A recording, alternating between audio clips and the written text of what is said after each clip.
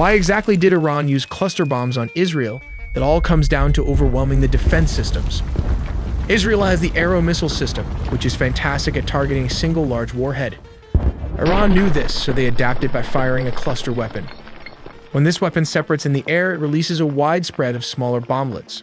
This completely overwhelms high-altitude anti-ballistic missiles, making it incredibly difficult to shoot them all down. Because of the heavy moral implications like leaving behind unexploded bombs, over 100 countries have banned these weapons. Interestingly enough, the US never banned them. The American version can be fired straight from a 155mm howitzer. As the bomblet falls, the impact forces the pin to detonate, instantly triggering a shaped charge. This can penetrate fortified buildings and bunkers. Let's look inside the payload. Usually, when we think of a ballistic missile, we picture one massive explosion, a single 500-kilogram warhead designed to obliterate a hardened target. But that's not what we're dealing with here. These missiles are carrying something entirely different, a cluster munition dispenser. Inside a single Iranian cluster warhead of this type, you'll find anywhere from 20 to 80 independent bomblets. Each one packs about 2.5 kilograms or roughly 5.5 pounds of high explosives. And they aren't meant for precision. They are designed for area denial. Once released, this payload can blanket a massive area, covering a radius of up to 10 kilometers or 6 miles. So how does it actually reach its target? The flight path is a highly calculated sequence designed specifically to dodge interception and maximize what we call the shotgun effect. First is the launch and boost phase.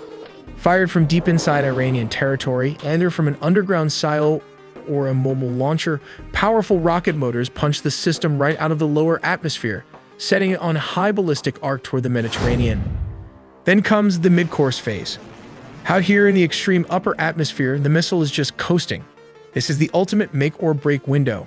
Long-range defense systems like Israel's Arrow 3 have to score a kinetic kill right here, completely destroying the missile while the warhead is still in one piece.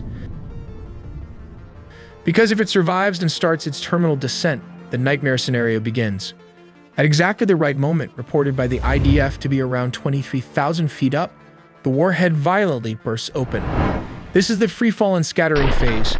Dozens of submunitions are suddenly released into the sky. Without their own guidance or propulsion, they just rely on gravity and aerodynamics, scattering wildly as they fall. Finally, the impact.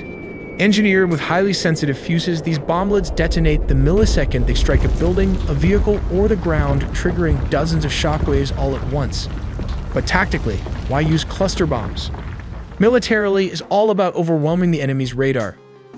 Sophisticated air defense networks like the Iron Dome or David's Sling are incredibly good at tracking and taking out a single intact rocket.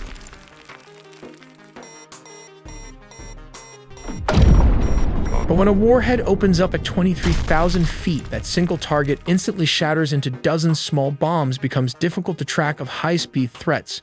It forces the defense system to calculate and prioritize multiple targets simultaneously, drastically increasing the chances that something will slip through the net.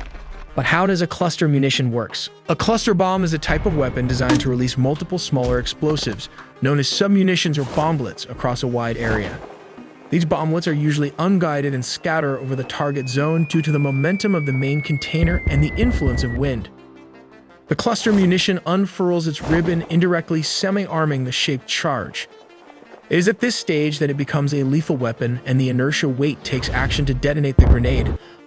The United States, Russia, and Iran are among the few countries known to use these weapons, just as cluster bombs affect civilians, both you and me. Similarly, bad actors will bombard you with spam calls, jump call, and online breaches. It can also affect your insurance rates, and ultimately will lead into a loan denial just when you might need credit.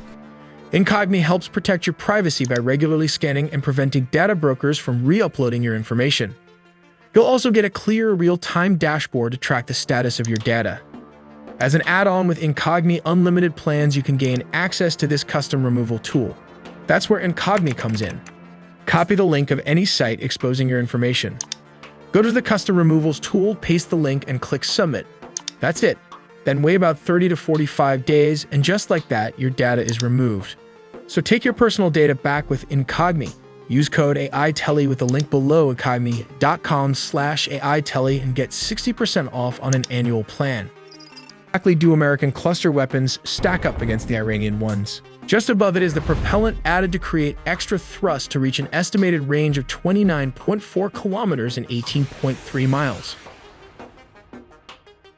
This is the base of the artillery. It can stack 80 M42 or M46 grenades.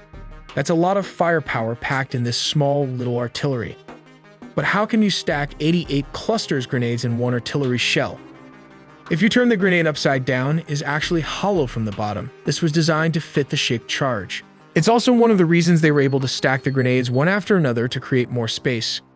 Just above it is the pusher plate, which is connected to this expulsion charge cup required to eject the grenade.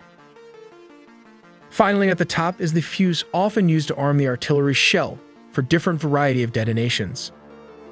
It weighs 46.5 kilograms, which is pretty heavy considering its size and the 88 grenades stacked inside it. If there is any confusion, this is the size when compared to an average human.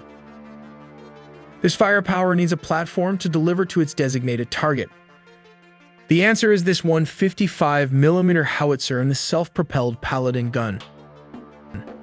The Paladin is armed with a 155mm howitzer fitted with a semi-automatic loading system. But how do you fire this cluster bomb? Step number 1. Once the fuse is verified, the shell is loaded on this receiving tray. Step number 2. Here, the shell is manually pushed by a soldier inserted with this curved-looking object. Step number 3. A small propellant charge is inserted just after the verified round was loaded. Step number 4. The tray comes back up to make space for the breech ring to close. Step number 5. All said and done, the soldier pulls the lanyard, triggering the primer to fire the propellant charge required for this dual-purpose improved conventional munition.